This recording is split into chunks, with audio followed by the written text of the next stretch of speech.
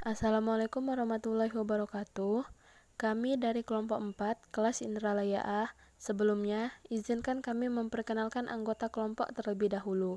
1. Agustina Wulandari, 2. Febi Dwi Purnamasari, 3. Fitri Agustia, 4. Irfa Hairunada. Pada video ini, kami akan memaparkan materi tentang ribosom.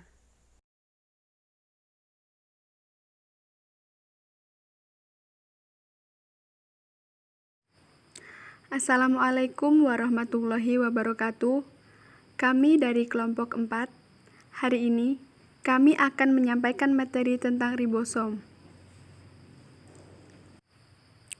Sebenarnya, materi tentang ribosom sudah pernah kita pelajari pada kelas 11 waktu SMA.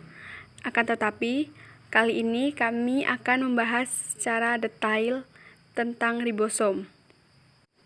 Pengertian ribosom. Ribosom ialah suatu partikel, molekul, ataupun organel yang terdiri dari protein dan asam ribonukleat (RNA) yang bekerja secara bersama-sama dalam sintesis protein. Ribosom merupakan salah satu organel yang juga memiliki ukuran kecil dan padat dalam sel. Istilah ribosom berasal dari kata ribo, yang berarti asam ribonukleat, dan soma, yang berarti badan. Selanjutnya yaitu jenis-jenis ribosom. Ribosom dibedakan menjadi dua kategori yang mana terdapat di dalam sitoplasma, yaitu ribosom bebas dan ribosom terikat. Ribosom bebas adalah struktur sel yang tersebar luas di bagian sitoplasma, sedangkan ribosom terikat adalah struktur ribosom yang biasanya menempel di bagian retikulum endoplasma atau sering disebut retikulum endoplasma kasar. Bentuk dan ukuran ribosom. Yang pertama, prokariota. Ribosom prokariotik memiliki ukuran 70S dengan kandungan 6% RNA dan 40% protein. Organel sel ini terletak bebas di bagian sitoplasma, di mana dengan ukuran subunit 50S dan 30S, mempunyai ukuran panjang 29 x 21 nanometer dengan massa 2.520.000 Dalton. Kedua, eukariotik.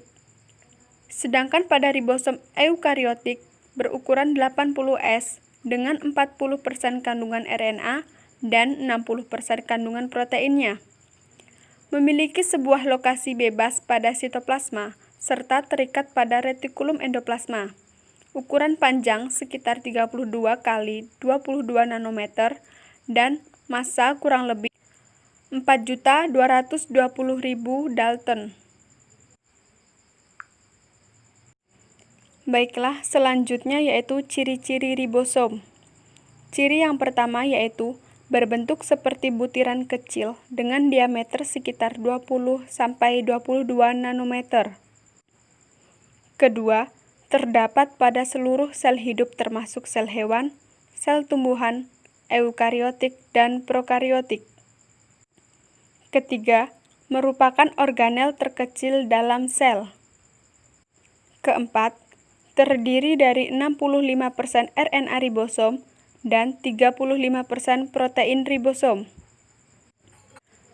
Kelima, bisa dijumpai di retikulum endoplasma kasar dan tersebar di sitoplasma. Keenam, menghasilkan protein. Baiklah, selanjutnya adalah struktur ribosom. Ribosom terdiri dari subunit besar dan subunit kecil. Di dalam ribosom terdapat RNA ribosom atau yang sering disingkat dengan RNAR dan terdapat pula protein. Subunit kecil berguna untuk menyampaikan informasi selama sintesis protein. Subunit besar berisi lokasi ikatan baru yang dibuat ketika membuat protein. Next, fungsi ribosom. Fungsi ribosom yang pertama yaitu sebagai pabrik protein. Ribosom disebut sebagai pabrik protein karena di ribosom inilah tempat terjadinya sintetis protein. Kedua, yaitu metabolisme lipid.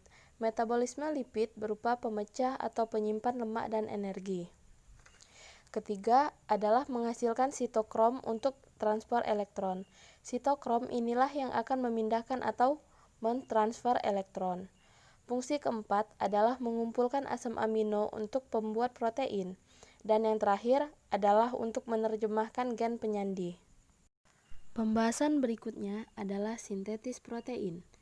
Ribosom memiliki tugas utama yaitu membuat protein untuk sel. Sintetis protein merupakan proses pembentukan protein yang dilakukan RNA di inti sel dan ribosom.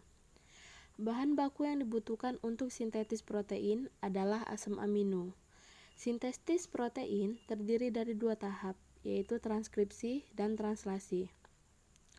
Transkripsi adalah proses pencetekan RNA dan DNA, dan translasi akan dijelaskan pada slide berikutnya.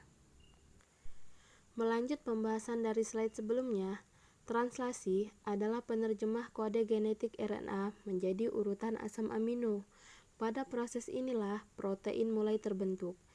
Tahap translasi dibagi menjadi 3 bagian, yaitu inisiasi, elongasi, dan terminasi.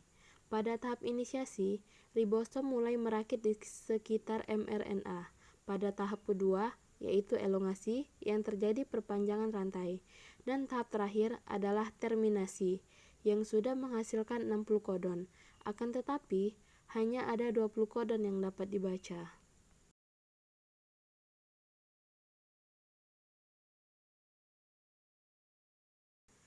Baiklah, mungkin itu saja paparan materi dari kami. Lebih dan kurangnya kami mohon maaf, dan pada Allah kami mohon ampun. Wassalamualaikum warahmatullahi wabarakatuh.